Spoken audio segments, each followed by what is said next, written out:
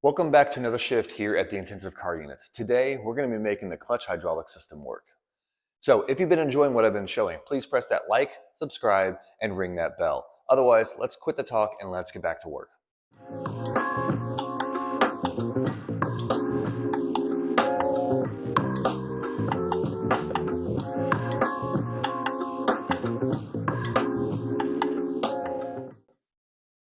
Now what we have here is a factory clutch master cylinder from the Scion FRS. You might be wondering, why are we looking at this? This is a factory part. There's nothing special about that, and you're exactly right. But there is one important thing about this. The factory clutch master cylinder setup that Toyota has is a very short design. This is important because with the Maserati V8 swapped in, I don't have a lot of engine bay space in the forward to aft location. So we're going to see if this thing will work. But before we get to that, we got to take it apart.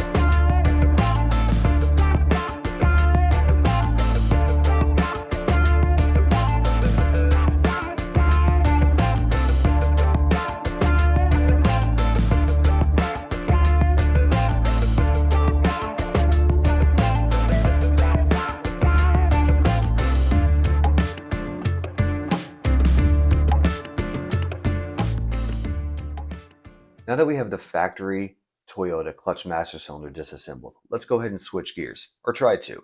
Let's take a look at this diagram to understand the forces that we're up against. If you look at the piston on the left, it has a diameter of 1 inch, while the piston on the right has a diameter of 5 inches. This gives us a ratio of 1 to 5, meaning 1 pound of force applied to the piston on the left will exert 5 pounds of force to the piston on the right. Now because we're dealing with fluid volumes, if I move the piston on the left 1 inch, the piston on the right will move 1/5 of an inch because of the 1 to 5 ratio. Now I know you're like, Tyler, come on, get to the point. So the point is, if the Toyota clutch master cylinder is too small of a diameter, I will not be able to move enough fluid to disengage the clutch and shift gears. Comically enough, if the clutch master cylinder is too large from Toyota, I will move too much fluid volume and either blow out the seals of the Maserati slave cylinder, or I will do damage to my clutch assembly, neither of which is good, and both we want to avoid. And the finer points of all of this discussion, if the factory Toyota clutch master cylinder is too small, then the pedal is going to be too soft. If it's too large, it's going to be like trying to push a ton of bricks. We want this thing to be, as the Italians would say, al dente. So let's go ahead and figure out the internal bore diameter of the factory Toyota clutch master cylinder.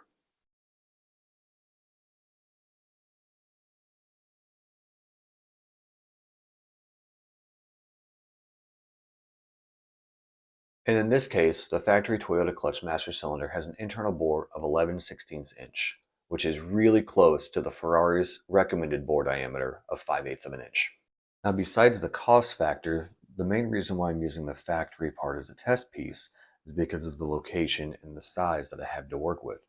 The factory Toyota clutch master cylinder is actually smaller than any aftermarket clutch master cylinder I was able to find. And as you can see here, it's a pretty tight fit.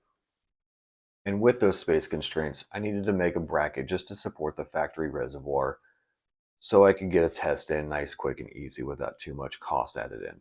So let's sit back and enjoy as you watch me make something out of cardboard, turn it into metal that ultimately ends up holding the reservoir up while we bleed the system.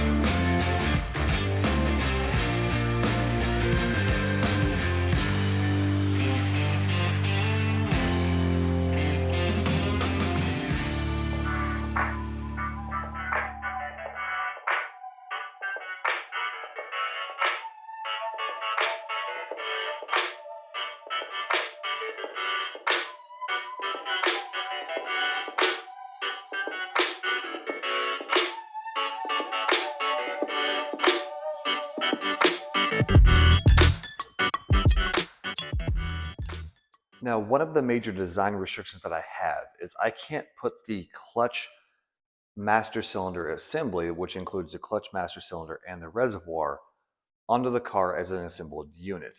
I can't physically bolt that onto the firewall, so I actually have to do this stuff separately, which is kind of a pain, but that's the restrictions that I have here, being how tightly packed everything is. Remember, I've got lots of space in some areas, but next to nothing in others.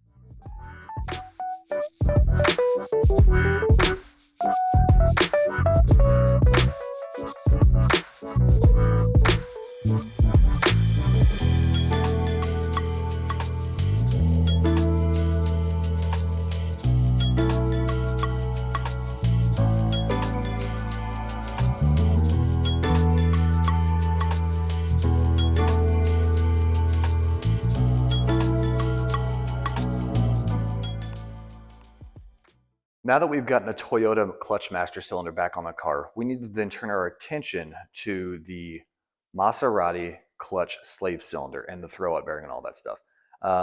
These things are actually really, really nice.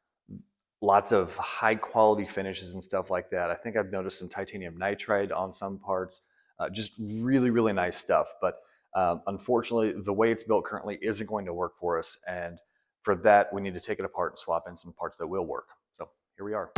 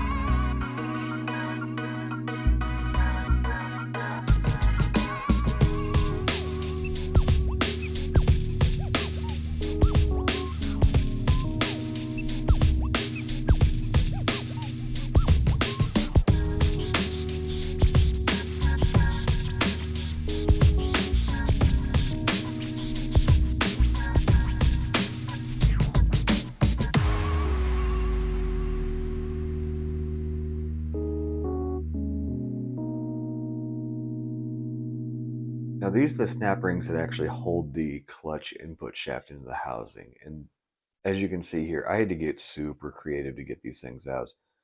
Even with the proper tools, these things are always just an absolute bear.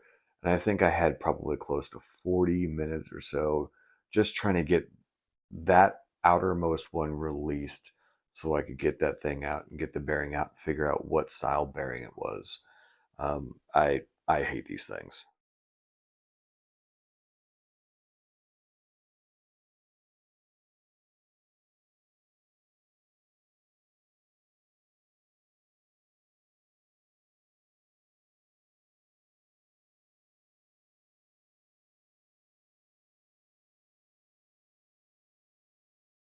Just got done disassembling the clutch housing assembly, removing the throwout bearing and the clutch slave cylinder, the actual hydraulic actuator that engages and disengages the clutch.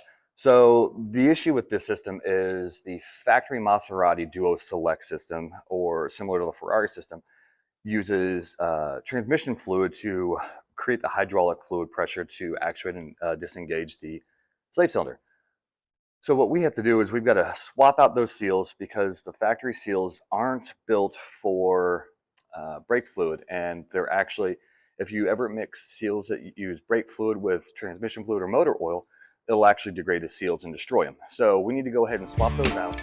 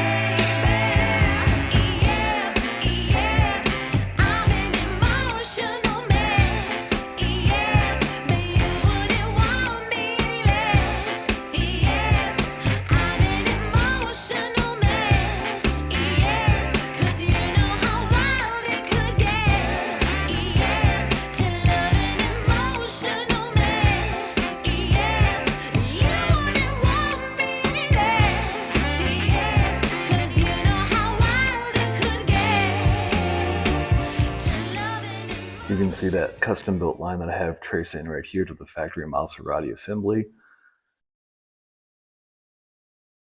And when the clutch is disengaged, I cannot turn it, but when the clutch goes in, it spins nice and easy. So this is a success. So with that, we can actually confirm that the Toyota assembly will work without the engine running. With the engine and all the other stuff assembled and running, it may or may not work. We don't know yet. But ultimately, we're pretty happy with what's been accomplished so far, and we're just marching ahead. So thanks again for watching.